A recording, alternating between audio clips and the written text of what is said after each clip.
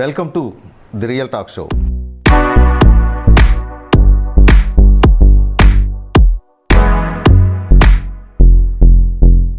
ఎన్నో నెలలుగా అలుపెరగని పోరాటానికి సిద్ధమైన భీమిలి ఆనందపురానికి చెందిన స్వతంత్ర అభ్యర్థిని నాగోతి నాగమణి స్థానిక సమస్యలను సైతం పరిష్కరిస్తానని ప్రజలకు హామీ ఇస్తూ గడప గడపకు తిరుగుతూ స్వతంత్ర అభ్యర్థిగా బరిలో దిగి ప్రచారాన్ని హోరెత్తిస్తున్నారు. ప్రస్తుతం ఆమె మనతో ఉన్నారు. ఆమెతో మాట్లాడి మరిన్ని విషయాలు తెలుసుకునే ప్రయత్నం చేద్దాం. నమస్తే అండి నాగమణి గారు. నమస్తే సార్. ఎలా ఉన్నారు? I'm fine sir, thank you sir.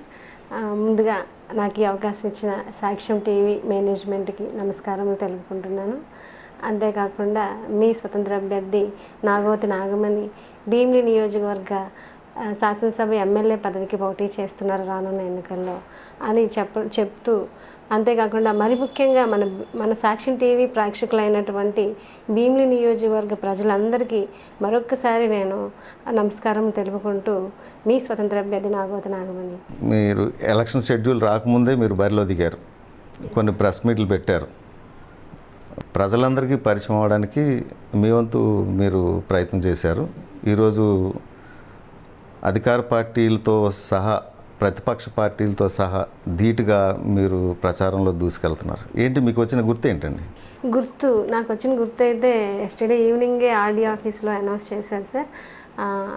Bucket అండి. మీ స్వతంత్ర అభ్యర్థి నాగోతి నాగమణి సింబల్ గుర్తు మన భీమిలి నియోజకవర్గ ప్రజలందరూ గత 4 నెలలు బట్టి మీ గుర్తేంటమ్మా అని అడుగుతున్నారు సార్. సో దీన్ని బట్టి అయితే ఎంతో సంతోషిస్తూ నేను ఈవినింగే సోషల్ మీడియా ద్వారా మన పత్రికా విలేకరుల ద్వారా నేను ఒకసారి అనౌన్స్ చేస్తూ మరొకసారి సాక్ష్యం టీవీ ద్వారా మన సాక్ష్యం టీవీ ప్రేక్షకులైనటువంటి భీమిలి నియోజక ప్రజలందరికీ మీ స్వతంత్ర అభ్యర్థి నాగోతి నాగమణి సింబల్ గుర్తయినటువంటిది బకెట్కి మీరు ఓటేసి అత్యధిక మెజార్టీతో గెలిపించాలని మరొకసారి ప్రార్థిస్తూ మీ స్వతంత్ర అభ్యర్థి. ఒక ఎమ్మెల్యే కానీ ఎమ్మెల్యే కూతురిగా ఎమ్మెల్యేగా పోటీ చేస్తూ ఉన్నారు. ఏంటి అసలు ఈ కథ? ఎస్ సార్, మంచి క్వశ్చన్ వేశారు సార్. మా స్వీట్ మెమరీస్ అయినటువంటి చైల్డ్హుడ్ మెమరీస్ సార్ ఇవన్నీ. నాకు చిన్నప్పటి నుంచి సార్ అంటే మా నాన్నగారికి అయితే ఎమ్మెల్యే అని నిక్ నేమ్ సార్. మా ఏరియాస్ ఏంటంటే తగరపులుసు అండి. మేము పుట్టి పెరిగింది నైటు ప్లేస్ అమ్మమ్మది నాన్నమ్మది తగరపులుసు సార్. తగరపులుసులో బాలాజీ నగర్ గాంధీ బొమ్మ ఆ ఏరియాలో ఉండేవాళ్ళమి. అక్కడ మేము బయటకు వచ్చి నాకు 2 బ్రదర్సు, నేను ఓన్లీ డాటర్. మా నాన్నగారు మామూలు లేబర్ వర్కే, అమ్మగారు హౌస్ వైఫ్, ఇంట్లో ఏదో వర్క్ చేసుకునేవారు. సో నాన్నగారికి ఎమ్మెల్యే అని నిక్ నేమ్ ఉందని మరి మాకైతే తెలియదు. నేను బయటకు వచ్చి ఆడుకుంటే ఎమ్మెల్యే కూతురు అనే పిలిచేవారు. ఎక్కడ ఫంక్షన్స్కి వెళ్ళినా ఎవరికి కలిసిన నలుగురితో ఎమ్మెల్యే కూతురు అంటుంటే నేను నిజంగా నాకు అప్పటికి తెలియదు కదా సార్, చిన్నప్పుడు నిజంగా ఎమ్మెల్యే కూతురు ఏమో అనుకొని చుట్టుపక్కల వాళ్ళు కూడా చూశారు.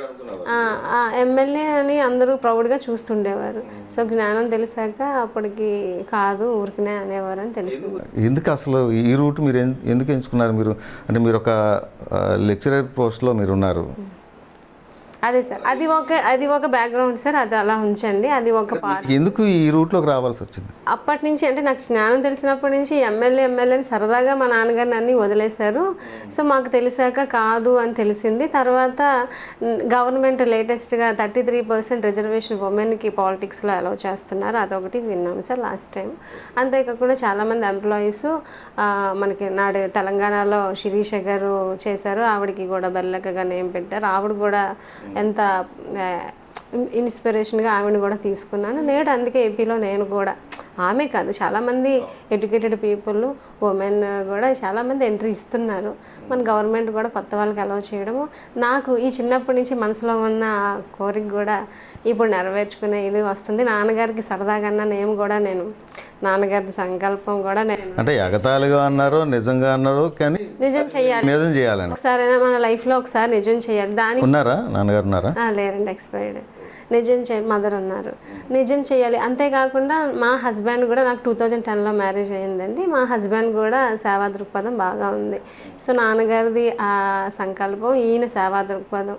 నాకు కూడా మరి ఆ సరదాగా పొలిటికల్ బ్యాక్గ్రౌండ్ నాకు తెలిసినప్పటి నుంచి నా మనసులో నాటుకుపోవడం, ఇది లైఫ్లో ఒకసారైనా చేయగలనా లేదా అనుకుంటూ నేను ఉండేదాన్ని. ఇవే కాకుండా నేడు రాజకీయాలు అనేవి మన భీమిలి కాన్స్టిట్యున్సీ మన పబ్లిక్ అనేది చూస్తుంటే పరిస్థితులు కూడా నాకు కొంచెం బాధాకరంగా అనిపించాయి. ఎందుకంటే ఎన్ని సంవత్సరాలు, ఎన్ని జనరేషన్లు, ఎంత గవర్నమెంట్స్, ఎంతమంది నాయకులు వచ్చినా కూడా మనకి నేడు సంపూర్ణమైన అభివృద్ధి అనేది ముఖ్యంగా మా భీమిలి కాన్స్టిట్యున్సీలో అయితే కనిపించట్లేదు. ఇప్పటికీ ఇంకా బాధపడుతున్న వాళ్ళు, ఆ కనీస మౌలిక సదుపాయాలు కూడా లేకుండా ఉండే ప్రజలు కూడా ఇంకా ఫేస్ చేస్తున్నారు. సో ఇవన్నీ చూసి నేను కూడా వద్దాం, మేము ఎలాగ సర్వీస్ ఇస్తున్నాం, నేను జాబ్ చేస్తున్నాను, మీరు అన్నారు కదా సార్ ప్రొఫెషన్, లెక్చరర్ ప్రొఫెషన్లో ఉండి మీరు ఇందులోకి ఎందుకంటే ఎలాగ ప్రొఫెషన్లో ఉన్నాను, సర్వీస్ ఇస్తున్నాను. ఈ సర్వీస్ ఏదో ఒక కంపెనీకి, ఒక కాలేజ్కి, ఇండస్ట్రీకే కాకుండా మన సొసైటీకి, మన పబ్లిక్కి, ముఖ్యంగా నేను పుట్టి పెరిగిన మన భీమిలి కాన్స్టిట్యున్సీకి మిగిలిన నా టైము మన ప్రజలు కానీ అత్యధిక మెజార్టీతో నన్ను గెలుపొందినట్టయితే, నేను గెలిచిన తర్వాత నా సర్వీస్, నా ఎఫర్ట్స్, నా ఫుల్ టైం కూడా వాళ్ళకి ప్రొవైడ్ చేసి మన భీమిలి కాన్స్టిట్యున్సీని మోడల్ కాన్స్టిట్యున్సీగా, ఒక ఆదర్శవంతమైన భీమిలి ఈ మండలంగా మనం తీర్చిదిద్దాలనే కాన్సెప్ట్తో, బికాజ్ బ్యాక్గ్రౌండ్ కూడా నాన్నగారు నలుగు అన్నారు కాబట్టి అది కూడా నిజం చేద్దామనే కాన్సెప్ట్తో నేను ఎంట్రీ ఇచ్చాను. ఈ పాలిటిక్స్ అనేది ప్రస్తుతం చాలా ఖర్చుతో కూడుకున్న పని. డబ్బులు తీస్తూ ఉండాలి, డబ్బులు పెడుతూ ఉండాలి, లేదంటే పని జరగదు. మీరు అనుకున్నట్లు మీ కళ నిజమైతే గెలిచిన తర్వాత మీ తాలూకా ఆ ప్రొఫెషన్ ఏదైతే ఉందో దాన్ని విడిచిపెడతారా? Sure sir. చేసేస్తారు. అప్పుడు మీ తాలూకా ఎర్నింగ్ ఎలా? వచ్చే ఇన్కమ్ ఆదాయాన్ని మీరు కట్ చేసుకుంటే నెక్స్ట్ మీ ఆదాయం ఎలా ఉంటుంది? మీరు ఎలా ఖర్చు పెడతారు? ఎలా మీరు నడిపిస్తారు? సార్ గెలిచిన తర్వాతే అన్నారు కదా సార్. అవును. మరి గెలిచిన తర్వాత ప్రజెంట్ ఉన్న ప్రొఫెషన్ని రిజైన్ చేయాలి సార్. గెలిచినట్లయితే రిజైన్ చేయాలి, రూల్ ప్రకారంగా రిజైన్ చేసి ఇందులో ఎమ్మెల్యేగా నేను అపాయింటెడ్ అవ్వాలి. అయిన తర్వాత మరి ఎలాగ ఖర్చు పెడతాను అంటే, మరి గ్రామాలకు సంబంధించి కొంత ఫండ్ అనేది గవర్నమెంట్ కేటాయిస్తుంది. ఆ ఫండ్ని నేను దేనికి యూజ్ చేయాలో దానికి యూజ్ చేస్తాను సార్, హంగామాకి, అట్రాక్టివ్ ఖర్చులకి. సో వీటికి అంటే కొన్ని ఆఫర్స్ లాగా ఇస్తున్న స్కీమ్స్ మాత్రం నేను అన్నీ అవాయిడ్ చేస్తామండి మ్యాక్సిమం వీలైనంత వరకు. అవసరమైన వేటి ఇప్పుడు గ్రామాల్లో చాలా సఫర్ అవుతున్నారు. మొన్న రీసెంట్గా ఆనందపురం గడప గడప ప్రోగ్రామ్కి వెళ్ళానండి. అక్కడ రెడ్డిపల్లి విలేజ్, ఎస్సీ కాలనీ ఒకటి ఉంది, రెడ్డిపల్లి విలేజ్లో ఎస్సీ కాలనీ పీపుల్ అయితే వాళ్ళు మంచినీటిని మురికి కాలువలో పట్టుకోవడం చూస్తున్నాం. లైవ్లో కూడా మేము ఆల్రెడీ చూపించాం. మంచినీటిని మురికి కాలువలో పట్టుకొని వాళ్ళు క్యారీ చేస్తున్నారు ఇంట్లోకి. సో అది అక్కడ అంత దయానీయంగా ఉంది. అంతేకాకుండా అంతకుముందు మన మధురవాడ సిటీ పెద్దది, ఇక్కడ స్వతంత్ర నగర్లో మురికివాడ అని అదొకటి ఉంది, ఆర్టీసీ కాలనీ కూడా ఉంది. సో ఇవన్నీ నేను స్వతంత్ర నగర్లో అక్కడ కూడా గడప గడప ఏరియాస్ అన్నీ వెళ్ళాను. అంతే అక్కడ వెళ్తే వాళ్ళకి కనీసము ఆ మురికివాడ కాలనీలో వాళ్ళకి టాయిలెట్స్ లేవు, వీధి లైట్లు లేవు, ప్రాపర్ రోడ్స్ లేవు. ఇవన్నీ ఏంటి సార్, కనీస మౌలిక సదుపాయాలు ఇవి. వాళ్ళు డెవలప్డ్ అయినటువంటి మధురవాడలోనే ఉంటున్నారు కానీ సో వాళ్ళకి అవి లేవు. వాళ్ళు ఇక్కడ 40 years నుంచి అక్కడ నివాసం ఉంటున్నారంట. సో వాళ్ళు ఎంతో సఫర్ అవుతున్నారు. అదే కాకుండా కొమ్మాది వెళ్ళాము. కొమ్మాది కూడా అక్కడ కూడా ఒక నియర్లీ ఒక 50-60 houses ఉంటాయి. వాళ్ళు కూడా అంత వాష్రూమ్ లేక వాళ్ళు ఎంతో ఇబ్బంది పడుతున్నారు. ఆల్ ఏజ్ గ్రూప్ పీపుల్ అక్కడ నివాసం ఉంటున్నారు. వాళ్ళు 25 years నుంచి ఉంటున్నారని చెప్పారు. సో వాళ్ళందరూ నాకేమంటున్నారు, నేను వెళ్తుంటే నా దగ్గర ఎంతో కన్నీరు విడుస్తున్నారు. నేనేదో అధికార పార్టీ నుంచి వచ్చాను అనుకోని ఓట్ల కోసం వస్తారు, మళ్ళీ ఎలక్షన్ ముందే కనిపిస్తారు, బిట్వీన్ మరి మాకు కనిపించరు, మా పరిస్థితి ఇలాగుంది, మేము ఇంకా ఓట్లు వేయము, మేము ఎవరు గెలిపించుకోమని అయితే నాకు క్లియర్గా చెప్పేసి ఫైటింగ్కి వచ్చినట్టే కొంతమంది అయితే రివర్స్ అవుతున్నారు. సో నేను నేను న్యూ ఇంట్రడక్షన్ అని నేను అన్నీ వాళ్ళకి ఎక్స్ప్లెయిన్ చేసి, మనం కనీస మౌలిక సదుపాయాలు అనేటువంటి ప్రతి ఇంటికి మంచినీటి సౌకర్యం, ప్రతి ఇంటికి మరుగుదొడ్లు, వీధి దీపాలు ప్రాపర్గా ఉండడం, అంతేకాకుండా ఈరోజు గ్రామ అభివృద్ధి, అదే కూడా మహిళలకు ముఖ్యంగా భద్రత కల్పించడం పట్ల మేము ఒక ప్రణాళికను సిద్ధం చేస్తూ సీసీటీవీ ఫుటేజ్ ప్రతి గ్రామాల్లోని ప్రొవైడ్ చేస్తాము అని హామీ ఇస్తూ, అంతేకాకుండా గవర్నమెంట్ స్కూల్లో చదువుతున్న పిల్లలకి ఆ స్కూల్లో రోడ్ కన్వీనియంట్ లేనిగా ఉన్న వాటికి రోడ్స్ ఇమీడియట్గా వేయించి ఉచిత బస్సు సౌకర్యం కూడా గవర్నమెంట్ పేద విద్యార్థులకు ప్రొవైడ్ చేస్తామని ఇలాంటి కొన్ని హామీలు నేను వాళ్ళకి ప్రకటించడం జరిగిందండి ఆఫ్టర్ ఎలక్షన్. సార్ ఫస్ట్ గెలిచిన వెంటనే కొన్ని ఏరియాస్లో రోడ్స్ ప్రాపర్గా లేవు, గవర్నమెంట్ స్కూల్స్ కూడా ఉన్నాయి, వాటికి కంప్లీట్గా వాళ్ళకి షెడ్స్ అనేవి, రూమ్స్ అనేవి, పైన టాప్స్ అనేవి లేక కొన్ని క్లోజ్ చేసి కూడా ఉన్నాయి కొన్ని విలేజెస్లో. సో ప్రజెంట్ గవర్నమెంట్ గత ప్రభుత్వం అయితే గవర్నమెంట్ స్కూల్ మీద బాగా ఫోకస్ చేసి ఆల్ ఏరియాస్లో అన్ని ఫెసిలిటీస్ బాగానే ఇచ్చింది, కానీ ఒకటి ఇవ్వటం లేదు. అయితే గవర్నమెంట్ ఏమంటుంది ఈనాడు, నేను ఆ బస్ వేస్తా ఈ బస్ వేస్తా అని పోటాపోటీగా ప్రతిపక్ష నాయకులు చెప్తున్నారు నేను ఆ బస్సు వేస్తాను ఈ బస్సు వేస్తాను అని చెప్పి. నేను కూడా ఒక బస్సు వేస్తాను అంటున్నాను. ఆ బస్సు ఏంటంటే ప్రతి గవర్నమెంట్ స్కూల్లో చదువుతున్న ప్రతి పేద విద్యార్థికి ఉచిత బస్సు సౌకర్యం అనేది కల్పిస్తూ, అది ఎలా కల్పిస్తాము, ఈరోజు ఫండ్స్ లేవు కదా అని మీరు అడగొచ్చు, నన్ను అదర్ పీపుల్ కూడా అడగొచ్చు. కల్పిస్తాను మాట ప్రకారంగా. ఎలా కల్పిస్తామంటే తరగతుల వైజ్ ప్రయారిటీ ఇస్తాము, లొకేషన్ వైజ్ ప్రయారిటీ ఇస్తూ అన్న మాట ప్రకారం 2 yearsలో మినిమం బస్సెస్ అనేవి ప్రొవైడ్ చేస్తాం. కానీ అధికార పార్టీ కానీ అది మొదటి మేనిఫెస్టో. అధికార పార్టీ కూడా ఎలా ఆలోచిస్తుందో మీరు కూడా అదే రకంగా ఆలోచిస్తున్నారు. అంటే విద్యార్థులకు కావాల్సింది త్రాగునీరు, కూర్చోడానికి టేబుల్, గాలి కోసం ఫ్యాను, మంచి ఫ్లోరింగు, వాళ్ళకి మంచి భోజనం, బస్సు సౌకర్యం సరిపోతుందా? ఇవన్నీ పక్కన పెడితే అక్కడ బోధించే బోధకుడు ఉండాలి. వారి కోసం ఆలోచించే పరిస్థితి అయితే ఇప్పుడున్న అధికార పార్టీకి లేదు, ప్రభుత్వానికి. అంటే రంగులు వేయించాం, వాళ్ళకి మంచి క్లాస్ రూములు కట్టించాం, మంచి ఫర్నిచర్ ఇచ్చాం, మంచి ఫ్యాన్లు ఇచ్చాం, వాళ్ళకి ఇప్పుడేమో బస్సు సౌకర్యం. మీరేమంటున్నారు, నేను కూడా ఒక బస్సు వేస్తాను, కానీ మీ నోట్లోంచి కనీసం ఉపాధ్యాయుల్ని నేను లీడ్ చేస్తాననే మాట మీ దగ్గర నుంచి కూడా చాలా బాధాకరం. లేదు సార్, దాని గురించి నేను స్పెషల్గా చెప్పను సార్. అది మేనిఫెస్టో మీరు అన్నారని మేనిఫెస్టో గురించి అని ట్రాన్స్పోర్టేషన్ ఇస్తాను అన్నాను సార్. ఆ ట్రాన్స్పోర్టేషన్ అనేది వివిధ రకాలుగా కాదు, స్కూల్ పిల్లలకంటే నేను బస్సు గురించి ఎందుకు ఎస్పెషల్లీ చెప్పానంటే సార్, ఈరోజు ఆ గవర్నమెంట్ స్కూల్లో చదువుతున్న పిల్లలు ఈరోజు ఎలాగ ఫీల్ అవుతారంటే, మా పేరెంట్స్ దగ్గర అమౌంట్ లేకే కదా మమ్మల్ని గవర్నమెంట్ స్కూల్లో ఉంచారు, అదే మా పేరెంట్స్ దగ్గర ఫైనాన్షియల్గా స్ట్రాంగ్ ఉంటే మేము కూడా బస్సు ఎక్కి, అంటే ప్రైవేట్ స్కూల్లో వాళ్ళ ఫ్రెండ్స్ బస్సు ఎక్కి వెళ్ళి వస్తుంటారు సార్ స్కూల్కి. సో వీళ్ళైతే చెప్పులు కూడా లేకుండా నడుచుకొని వెళ్ళొచ్చే పిల్లలు ఈ రోజుకి ఉన్నారు విలేజెస్లో, గవర్నమెంట్ స్కూల్కి వెళ్ళి వచ్చేవాళ్ళు. సో ఆ కాన్సెప్ట్తో నేను బస్సు ఇస్తాను అంటున్నాను. వన్స్ నేను గెలిచిన తర్వాత ఎమ్మెల్యేగా మన భీమిలి కాన్స్టిట్యున్సీకి యాజ్ ఏ లెక్చరర్గా నేను ఫస్ట్ ఫోకస్ కంప్లీట్గా పెట్టేది స్టడీ. గవర్నమెంట్ స్కూల్లో స్టడీ ఎలాగుంది, నేను బస్సు పెడుతున్నానంటే బస్సుతో పాటు రెవెన్యూ కూడా తెప్పిస్తాను సార్ రానున్న రోజుల్లో. అంత ఎందుకంటే మనకు అప్పులు అయిపోయి ఉందని అందరూ అపోజిషన్ అంటుంటారు, మీరు ఈ సీఎం వచ్చారు ఎన్ని అప్పు చేశారు, గత ప్రభుత్వం ఎంత అప్పు చేసింది, ఇవన్నీ ఎలాగంటే నేను అవి తీర్చడానికి కూడా నా దగ్గర ఒక ప్లానింగ్ ఉంది సార్, ప్రణాళిక ఉంది. అదే కాకుండా ఎమ్మెల్యేగా ప్రభుత్వం చేసిన అప్పులన్నీ తీర్చేస్తారు కాదు సార్, మా కాన్స్టిట్యున్సీలో మా ఏపీకి సంబంధించి మా మండలానికి నేను ఎంతవరకు హెల్ప్ చేయగలను, నేను ఏ ప్రణాళికలు ఇంప్లిమెంట్ చేస్తూ ఫండ్ రైజింగ్ అనేది నేను ఎలా చూపించగలను, ఎలా మళ్ళీ ఫండ్ నేను తెప్పించుకొని ఎలాగ నేను ఇన్ఫ్రాస్ట్రక్చర్ డెవలప్. ఫండ్ ఎలాగ ఇస్తారనుకుంటున్నారు మీరు? ఆ నియోజకవర్గానికి ఫండ్ ఎలాగ? ఇది ఒక పంచాయతీ కాదు కదా. సో నేనేమంటానంటే, మీరు మీ మేనిఫెస్టోతో మీరు పబ్లిక్లోకి వెళ్ళారు, చాలా హామీలు ఇచ్చారు. మీరు చాలామంది మాజీ మంత్రులుగా ఉన్నారు, ఎమ్మెల్యేలుగా ఉన్నారు, అపోజిషన్ పార్టీలో ఉన్నారు, వారు చేయలేని మీరు ఎలా చేయగలుగుతారు? మరి అలా అంటే మీరు గెలిచిన తర్వాత మీరు రోడ్లు ఎలా వేయిస్తారు? మీరు వేయిస్తాం సార్. అంటే ఇప్పుడు ఎలా వేస్తాం అంటే, ఇప్పుడు మీరే చెప్పారు కదా సార్, ఫైట్ చేయాలని అన్నారు కదా సార్. మా భీమిలి కాన్స్టిట్యున్సీ మరి ఇన్ని జనరేషన్లు మారినాయి, కానీ ఇప్పుడు ఫర్ ఎగ్జాంపుల్ పద్మనాభ విలేజ్ ఉంది సార్, పాండ్రంగి బ్రిడ్జ్ అలాగే ఉంది ఫర్ ఎగ్జాంపుల్. సో అక్కడ మరి ఎన్ని జనరేషన్లు మారాయి, ఎన్ని గవర్నమెంట్స్ వచ్చాయి, పాండ్రంగి బ్రిడ్జ్ చేయకపోవడంలో మన నాయకులు మన గవర్నమెంట్ యొక్క అదే అన్నా ఏంటని అడుగుతున్నా.